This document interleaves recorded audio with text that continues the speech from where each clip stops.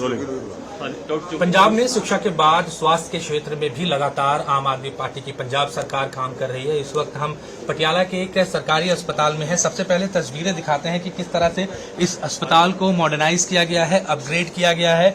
ये ICU ward है जहां पर आप देख सकते हैं कि सभी जो हाईटेक फैसिलिटीज हैं वो इस वार्ड में रखा गया है। अगर इस हॉस्पिटल की बात करें तो पहले महज जो 15 से 20 बेड का आईसीयू बेड का जो अस्पताल था उसको अब अपग्रेड करके और उसको उसकी क्षमता और बढ़ाया है, जिसको 65 तक लेकर गए हैं। इस पर हमारे साथ पंजाब के जो स्वास्थ्य मंत्री हैं डॉक्टर बलबीर सिंह वो भी मौजूद हैं। इन्हीं से बातचीत करते हैं। सर, लगातार देख रहे हैं आप लोग शिक्षा के बाद स्वास्थ्य के क्षेत्र में भी काम कर रहे हैं। पंजाब को स्वस्थ बनाने की जो कोशिश है वो लगातार आप लोगों की जारी है। पहले हमने देखा मोहल्ला क्लिनिक आप लोगों ने बनाया, आम आदमी क्लिनिक 664 बन के तैयार है। अब जो बड़े अस्पताल है उसको अपग्रेड किया जा रहा है। क्या अपडेट है और किस तरह से आप लोग फेज बाय फेज इसको कर रहे हैं?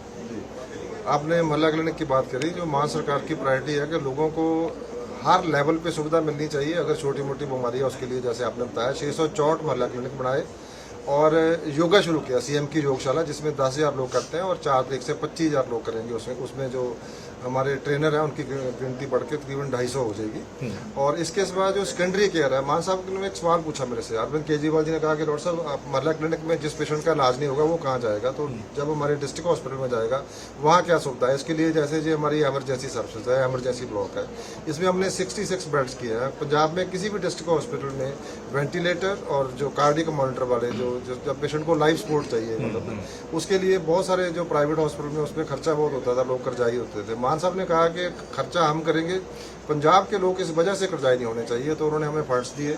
तो यहाँ से शुरुआत कर रहे हैं आज जो सेकेंडरी केयर की स्ट्रेंथनिंग है, जिसमें district hospital, sub division hospital और सीएससी को अपग्रेड किया जाएगा। सबसे पहले डिस्ट्रिक्ट हॉस्पिटल में यहाँ पे 66 बेड्स हैं और पूरे पंजाब में 1200 हो गए इमरजेंसी बेड्स, और उनसे कम से कम जो 250 बेड है वो वेंटिलेटर बेड, जो एक भी नहीं था हमारे पास।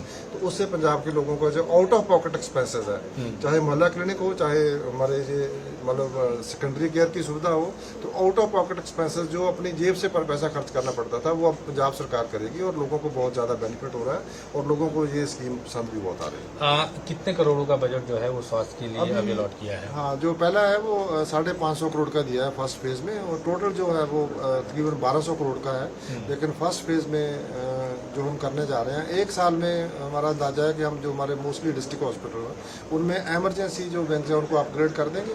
उसके बाद जो हमारे ऑपरेशन थिएटर है उनको मॉड्यूलर करना है, ऑक्सीजन की सप्लाई हर वार्ड तक पहुँचानी है, सारे अस्पतालों को एयर कंडीशन करना है और उनको लुक भी जो है वो कॉर्पोरेट हॉस्पिटल जैसी देनी है, साफ सुथरी, नीट। और उसमें सबसे ज़्यादा जरूरी जो होता है, हॉस्पिटल बिल्डिंग का नाम नहीं होता, सबसे ज़्यादा जरूरी है, जैसे हमने अभी तक जो है वो 306 स्पेशलिस्ट और सुपर स्पेशलिस्ट रखे हैं, 1200 से ज़्यादा नर्सेज की भर्ती हुई है। और अभी जो हमारे पास पोस्ट ग्रेजुएट करते थे, जो लोग बॉन्ड भरते थे, जो 30 साल से नहीं रखे थे, इस बार मान सरकार ने पूरे के पूरे सबको अपॉइंटमेंट लेटर दे दिए हैं। तो 600 के करीब हमारे पास स्पेशलिस्ट आए हैं, 450 के लिए पैरामेडिक्स आए हैं, इसी तरह सिक्योरिटी वाले पर्सनल आएंगे। तो जो HR है, मैन पावर है, उसमें भी अभी 1880 और भर्ती करने जा रहे हैं। कुल मिला के 7000 लोगों को हेल्थ सेक्टर में जॉब भी मिलेगी, गेनफुल एम्प्लॉयमेंट मिलेगी और लोगों को सुविधा मिलेगी। सर, अगर इस आईसीयू की बात करें तो क्या क्या इक्विपमेंट है? क्योंकि हम देखते हैं कि प्राइवेट हॉस्पिटल में काफी एडवांस इक्विपमेंट लगे, तो क्या उसी तरह का एडवांस इक्विपमेंट जो है वो इन हॉस्पिटल्स में और इस खासकर इस आईसीयू वार्ड की बात करें तो वो लगा हुआ है? डॉक्टर सुधीर जी मेरे साथ, जो मेरे एडवाइजर हैं, डॉक्टर जोगी हैं और हमारे सिविल सर्जन है। इसका रिमोट कहाँ है? तो साफ तौर पर इसको टेस्ट करके भी देख रहे हैं।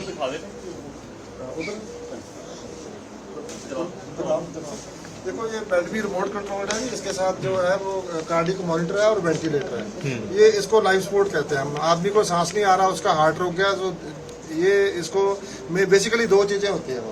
तो ये बेड्स भी है, सारे रिमोट कंट्रोल्ड है, पूरा स्टेट ऑफ द आर्ट है और ऑक्सीजन सप्लाई हर जगह पे है। और इसमें सारे जो हमारे पास मेडिकल सप्लाईज भी सारी वो गवर्नमेंट की तरफ से है। सामने हमारा डॉक्टर्स का और स्टाफ का ड्यूटी रूम है और इसके साथ भी एक 4 बेड का, उनके साथ HD हाई डिपेंडेंसी यूनिट, जो स्टेप डाउन जिसको हम कहते हैं, हाई डिपेंडेंसी यूनिट, जहाँ पेशेंट यहाँ से ठीक हो जाएगा तो वहाँ जाएगा, वहाँ से स्टेप अप भी कर सकते हैं इमरजेंसी में और स्टेप डाउन भी कर सकते हैं। उसके बाद पेशेंट वार्ड में जाएगा, फिर वो घर जाएगा। लेकिन आदमी जब जाएगा, जिस तरह बिजली का बिल 0 होता है, आदमी 10 लाख का, 5 लाख का, 15 लाख का इलाज करा के जाएगा, उसका अस्पताल का बिल 0 आएगा।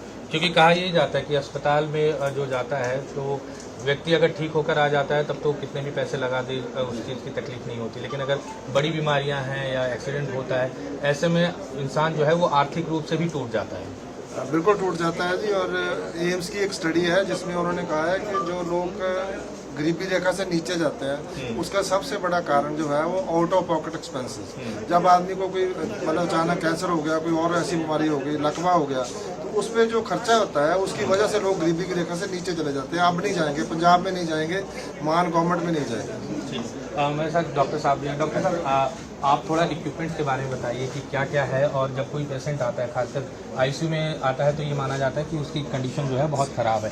ऐसी स्थिति में ये जो आप लोगों ने पूरा इक्विपमेंट है ये कैसे सपोर्ट करेगा और क्या क्या चीज़ें और किस लेवल के एडवांटेज नॉलेज है इसका?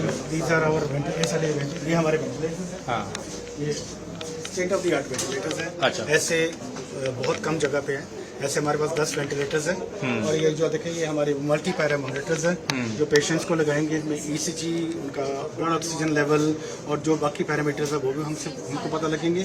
बाकी हमारे पास बाकी जो भी आईसीयू में जो भी हमको सामान चाहिए वो सब है। जैसे ये इन्फ्यूजन पम्प्स पड़े हैं जो कुछ पेशेंट्स को धीरे धीरे इंजेक्शन लगाना होता है। These are infusion pumps, cardiac monitors और ड्रग्स वगैरह सब कुछ है। सर अगर इसकी बात करें तो ये देख रहे हैं कि हैमिल्टन का ये इक्विपमेंट है जो ये माना जाता है कि सबसे एक्सपेंसिव होता है और सबसे एडवांस माना, क्योंकि हमने देखा कि बड़े बड़े चाहे हम अपोलो की बात करें, मैक्स की बात करें, ऐसे अस्पतालों में इस तरह के इक्विपमेंट, तो क्या लगता है कि इस तरह के इक्विपमेंट आने से जो मरीज है उसका वो ज़्यादा जल्दी ठीक हो सकता है? और इसका क्या लगता है कि इस तरह से अपग्रेड जो हो रहा है सरकारी अस्पतालों में पहले भी इस तरह के कोई इक्विपमेंट होते थे? इक्विपमेंट तो अच्छा होना एक बात है, लेकिन जो बंदा इक्विपमेंट को चला रहा है वो दूसरी बात है।